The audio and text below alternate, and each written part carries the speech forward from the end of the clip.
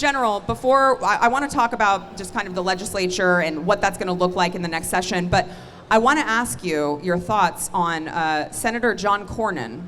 I've heard of him. Showing up at this, literally right behind me.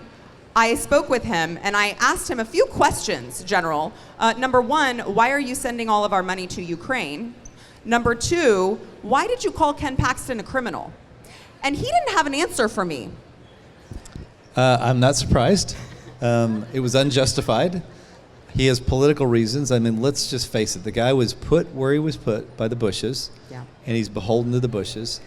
He was the guy that passed he's the guy judicially who created Robinhood, which is a wealth redistribution system for our schools, and he did it for George W. Bush, and they took care of him. They made him AG. They made him a U.S. Senator, and he's been answering to those type of people ever since he got to Washington. He is not answering to the people of Texas, and that's why he would not answer a constituent's question, a reasonable question that he should answer when you asked it.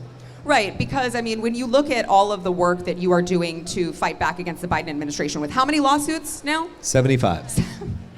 Congrats, 75, that's great. You look at all of this, all of the tyranny and the government overreach, how can you possibly defend a senator from the state of Texas fighting against someone who's fighting back?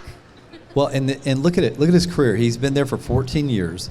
And I challenge you, I can't come up with it. What has he done good for the people of Texas? Nothing. I know the things that he's done that are not good for us.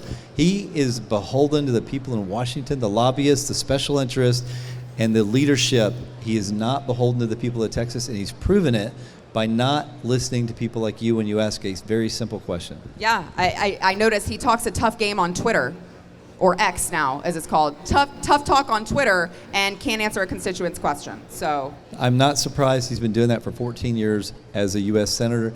It's time for a change. There's no way that he should be leadership of our party up there, and there's no way that he should be reelected as a U.S. Senator in Texas.